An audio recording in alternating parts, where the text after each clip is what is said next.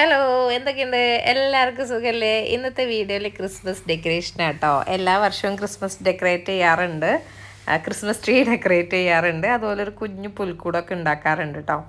അപ്പോൾ എല്ലാ വർഷത്തെയും Christmas tree ഉണ്ടല്ലോ, അതായത് ക്രിസ്മസ് കഴിയുമ്പോൾ ഇതുപോലെ ബോക്സിലാക്കി ടാപ്പൊക്കെ ഒട്ടിച്ച് അങ്ങോട്ട് എടുത്ത് വെക്കും.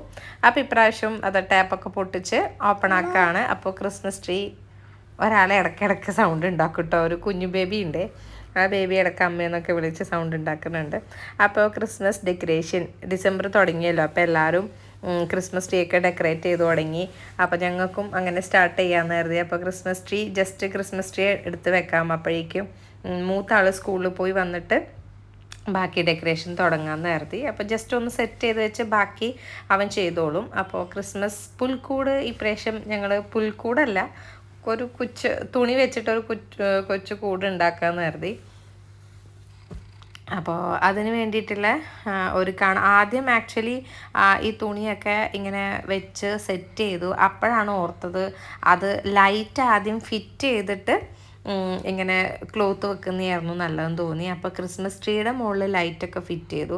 അതും രണ്ടാം പണിയായിരുന്നു കേട്ടോ. അപ്പോൾ 2 ലൈറ്റ് ഉണ്ടായിരുന്നേ, ഒന്ന് കളർഫുള്ളായിട്ടുള്ളതും ഒന്ന് ജസ്റ്റ് യെല്ലോ ലൈറ്റ് മാത്രമുള്ളതാണ്. അപ്പോൾ ആദ്യം ക്രിസ്മസ് ട്രീയിൽ വെച്ച ലൈറ്റ് റിമൂവ് ചെയ്തു, എന്നിട്ട് വീണ്ടും വെച്ചിട്ടാണ് ഈ കളർ ലൈറ്റ് ഫിറ്റ് ചെയ്തത്.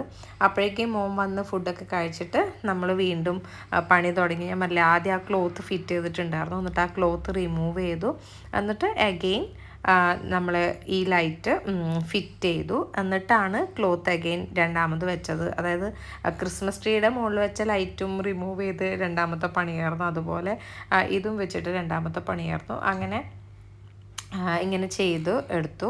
ലൈറ്റ് സെല്ലോ ടാപ്പ് വെച്ചിട്ട് ഇതുപോലെ ഒട്ടിച്ചെടുത്തിട്ടോ. ആ പൈപ്പിന് ചുറ്റും ആ ലൈറ്റ് ഇങ്ങനെ ഫിറ്റ് ചെയ്തു. അതിനുശേഷം ക്ലോത്ത് വെക്കുമ്പോൾ ആ ക്ലോത്തിൻ്റെ ഉള്ളിൽ ലൈറ്റ് ഇങ്ങനെ വരുമ്പോൾ നല്ല ഭംഗിയുണ്ട്. നമ്മൾ ചെയ്യുന്ന പണിയുടെ ഇടയ്ക്ക് ചെറിയ ആൾ വന്നിട്ട് അതും ഇതൊക്കെ പിടിച്ച് വലിക്കുന്നുണ്ട്, സെല്ലോ ടാപ്പ് എടുത്തതാക്കുന്നുണ്ട്.